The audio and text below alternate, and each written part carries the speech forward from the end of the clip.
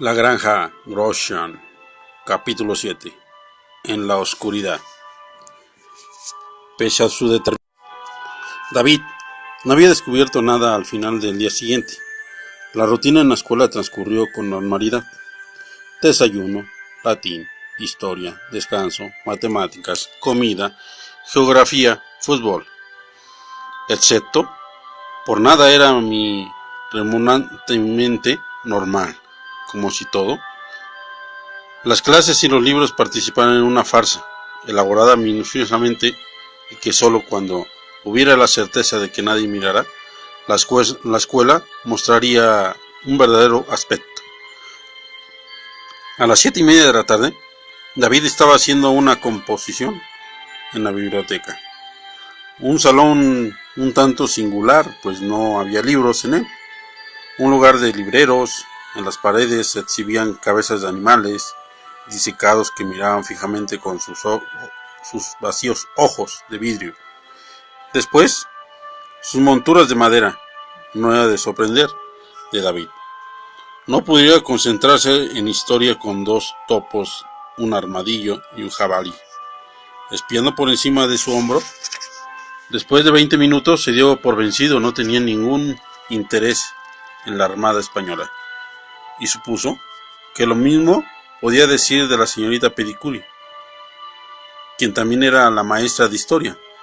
Revisó la hoja que acababa de escribir. Había más manchas de tinta papel en ella y la arrojó en un basurero. Falló y la pelota fue a dar contra el enorme espejo que había detrás. David volvió a suspirar y se levantó para recogerla, pero ya no estaba. Buscó detrás del cesto de basura, debajo de las sillas y sobre el tapete. Y estaba frente al espejo cuando la bola de papel había desaparecido sin dejar rastro. De pronto, y sin mayor razón, David se puso nervioso, miró de reojo sobre su hombro y tuvo la impresión de que el jabalí le sonreía. Salió corriendo de la biblioteca, azotando la puerta detrás de él. Un pasillo angosto, de techo abovedado, llevaba a la biblioteca y al vestíbulo principal. Había recorrido la tarde de su llegada a la granja Groshan, pero ahí estaba el estudio del señor Tragacrudo, y ahora se había detenido frente a la puerta. Lo recordó. Fue entonces cuando escuchó las voces. Venían del cuarto de enfrente del estudio del señor Tragacrudo. Una habitación con una puerta oscura de madera artesonada y la palabra directores pintada con letras doradas. Así que en la granja Groshan no había uno sino dos directores, lo cual lo dejó integrado, pues no había visto a ninguno de los dos. Todavía echó un rápido vistazo a su alrededor.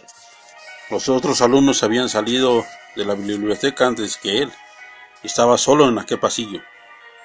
Se arrodilló delante de la puerta, fingiendo amarrar las agujetas de sus zapatos. ¿Se acomodó bien? Me parece. David reaccionó a la voz de inmediato. Las cascadas silbadas del señor Tragacrudo eran inconfundibles. La niña se puso un poco difícil en su clase de modelado, pero supongo que era de esperarse. Pero filmaron todos. La voz era aguda, medio ahogada. David podía imaginar a alguien dentro de aquel cuarto forcejeando con una corbata demasiado apretada. Sin problema, señor Falcón, se rió el señor Tragacrudo. Con un tono curiosamente melancólico, Jeffrey, el niño que tartamudeaba, fue el último en venir. Trajo su propio lápiz y 2 botes de tinta. Me temo que al final tuve que hipnotizarlo, pero después de eso fue fácil. ¿Usted cree que este niño Jeffrey vaya a ponerse difícil? Esta voz era la más suave de las tres. El segundo director hablaba apenas en un susurro. No, señor, escualo, contestó el señor Tragacrudo. Sin duda, él va a ser el más fácil. No, él no me preocupa. Es Elliot. ¿Qué pasa con él? No puedo asegurar, señor Falcón. Pero tiene una cierta fuerza, una cierta independencia. Es justo lo que necesitamos, por supuesto. Pero aún así, David hubiera dado cualquier cosa para seguir escuchando, pero justo en ese momento apareció la señora Wildersham, que iba rumbo a la biblioteca. Al verlo, se paró y pestañeó. Sus ojos llamarearon detrás de sus espejuelos. ¿Ocurre algo, David?, preguntó. No, David, señaló tímidamente sus zapatos. Me estaba amarrando las agujetas. Muy astuto de tu parte, querido, le sonrió. No queremos que te vayas a tropezar y a romper algo, ¿verdad? Pero quizá este no sea el lugar adecuado para que lo hagas. Exactamente. Fuera del salón de los directores, porque alguien podría pensar que estabas escuchando, y eso no dejaría buena impresión de ti en tu primera semana de clases. Oh, sí. No, dijo David levantándose. Lo siento, señorita Wildersham. Se volvió lo más rápido que pudo. La perfecta lo rozó al pasar y entró al estudio de los directores. David hubiera dado un brazo derecho al oír lo que decían. Pero si lo volverían a encontrar junto a la puerta, quizás le tomarían la palabra y el brazo. Así que prefirió ir a buscar a Jeffrey y a Julia. Los encontró afuera del salón de maestros. Julia estaba revisando los casilleros, cada uno con el nombre de uno de los maestros. ¿Ya viste el casillero del Monsieur Lepau?, le preguntó al verlo. ¿Qué tiene? Hay una paloma dentro de él, dijo Julia con un gesto de asco. El ave evidentemente estaba muerta. Parece como si algún animal salvaje le hubiera atrapado. ¿Qué hace ahí?, preguntó David. Tendrás que preguntarle a Monsieur Lepau, respondió Julia. ¿Sí? Es que parece algún día, agregó Jeffrey. Caminaron juntos por el corredor. De un lado había casilleros, del otro estaban las puertas de los salones de clase. Los niños que se dirigían a los dormitorios pasaron junto a ellos. Faltaba casi una hora para que sonara la campana, pero al parecer casi todos los alumnos de Grosham se habían ido ya a la cama. Como siempre, el silencio que reinaba en la escuela estaría más apropiado en un museo o en un monasterio. En todo el día, David no había oído ni un azotón de puerta, ni el rechinar de un pupitre que estaba sucediendo en la granja Grosham. Encontraron un salón vacío y se metieron. David no había estado en esa habitación, así que miró en torno con oscuridad. Las paredes estaban cubiertas con carteles que mostraban diversos animales, por dentro y por fuera. En vez de escritorio, había una plancha de mármol con aparatos científicos, un mechetero, un pequeño caldero de metal y varios botes con sustancias químicas. Uno de los extremos había una rata blanca agazapada dentro de una jaula y dos sapos que miraban apresumbrados hacia el exterior de un tanque de vidrio. El esqueleto de quién sabe qué animal estaba en una esquina. Debe ser el laboratorio de biología, susurró David. Ojalá lo fuera, Julia sacudió la cabeza. Todas esas cosas lo sacaron en mi primera clase de esta tarde. ¿Clase de qué?, preguntó Jeffrey. ¿De cocina? David tragó saliva, acordándose del estofado. Julia se sentó en uno de los pupitres. Vamos a comparar notas, dijo. De nosotros, 2 primeros días de la granja Grosham, aprobó David. Jeffrey, tú primero. Jeffrey tenía poco que decir. El que se sentía más infeliz de los tres y que todavía estaba confundido después de un encuentro con el señor Tragacrudo. No había trabajado para nadie durante su última clase. Lo único que había hecho era escribir una carta a su madre en la que le rogaba que lo sacara de ahí. El único problema era que, por supuesto, no había correo en la isla. Odio este lugar, dijo. No es tan duro como me imaginé, pero no es nada parecido a lo que pensé. Todos los maestros están locos y nadie me molesta. ¿Por qué? Tartamudeó. Creí que no estaba a gusto que te molestaran, dijo David. No, me gusta, pero sería más normal si lo hicieran. Nada es normal aquí, intervino Julia. Primero que nada, nos hicieron firmar con sangre. Las clases no se parecen a las clases en las que he estado. Y luego está el asunto de los anillos. Yo también los vi, dijo David. Todos llevaban el mismo anillo. Es como una especie de símbolo que los une. Y descubrió otras cosas. David siguió describiendo sus hallazgos del día. Comenzaron con el misterio de las pijamas. Puede que me equivoque, dijo, pero tengo la impresión de que todos los niños usan nombres falsos.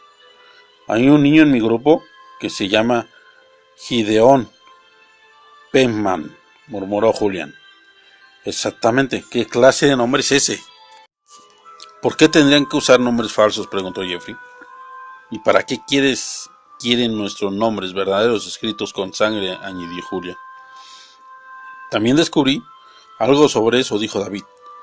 Les contó la conversación que había escuchado afuera de la oficina de los directores. Omitió el asunto de Jeffrey. Era el más débil de los tres, sobre todo porque consideró que sería cruel pensionarlo, pero también porque probablemente era cierto. Lo único que puedo decir es que mientras más pronto salgamos de aquí, será mejor, concluyó. Algo muy desagradable ocurre en la granja Groshan, y creo que si nos quedamos, más tiempo va a ocurrirnos a nosotros. Pensé que ibas a huir, dijo Jeffrey, lanzándole una mirada acusadora a Julia. Voy a huir. Julia miró por la ventana. Pero no será esta noche, y creo que va a haber otra tormenta. ¿Tormenta? Se soltó unos minutos más tarde. Esta vez no hubo relámpagos, pero el aguacerazo fue de todos modos espectacular. Parecía como si el mar entero se hubiera elevado en una ola gigantesca, para luego romper encima de la escuela. Al mismo tiempo, la ventisca levantaba la tierra y reventaba contra los muros. Los postigos sueltos fueron arrancados de sus marcos. Una lápida explotó. Un enorme roble se partió por la mitad. Sus ramas desnudas quedaron esparcidas por el suelo. El estruendo de un árbol que caía despertó a David. Por segunda ocasión durante esa noche, tandeando en la oscuridad, encontró su lámpara de mano en el buró. La encendió e iluminó su reloj. Era poco más de medianoche. Se dejó caer sobre la almohada y miró a través de la ventana. Había luna llena. Apenas se podía adivinar su contorno tras la cortina de lluvia. De pequeño, nunca lo aterrorizaron las tormentas, así que le sorprendió darse cuenta de que temblaba. Pero no era el temporal. Durante el breve instante en que la lámpara estuvo prendida, percibió algo con el rabillo del ojo, algo que no había registrado bien en su mente. Se volvió a sentar, volvió a prender la lámpara y luego recorrió el haz de luz por todo el dormitorio. Entonces supo que era. Jeffrey dormía en la cama contigua, con la cabeza abajo de las cobijas. Pero aparte de ellos, no había nadie más en el cuarto. Cuando se apagaron las luces a las 9:30, los otros niños ya estaban dormidos. Ahora sus camas estaban vacías y las cobijas extendidas. Dirigió el haz de la luz a las sillas. Sus ropas tampoco se veían. En silencio se deslizó fuera de la cama y se puso la bata. y las pantuflas. Luego se acercó a la puerta y la abrió. No había ninguna luz prendida en la escuela, y el silencio era más profundo, más aterrador que nunca. Se asomó a un segundo dormitorio, después a un tercero. En cada uno de ellos se repetía la misma escena. Las camas estaban vacías, la ropa había desaparecido. Afuera seguía lloviendo, no podía oír las gotas golpeando contra las ventanas. Volvió a consultar su reloj, seguro de que aquello era una locura. Las 12:20. ¿Dónde está todo el mundo? Podía sentir su corazón golpear contra su pecho, como si le urgiera a que la regresara a la cama y se olvidara de todo. Pero David estaba bien despierto, llegaría al fondo del asunto, aunque muriera en el intento. Y lo más probable es que así sea, dijo para sí. Atravesó como de puntillas el corredor, dando un brinco cada vez que una duela rechinaba a su paso. Luego de un rato, llegó a un cuarto dormitorio, enfocó la luz a la manija de la puerta. De la oscuridad surgió una mano y se puso en su hombro. David sintió que su estómago se encogía hasta quedar del tamaño de un chícharo. Abrió la boca y un grito estuvo a punto de salir de ella, pero logró controlarlo mordiendo la lámpara. Fue un milagro que no se tragara. Giró lentamente.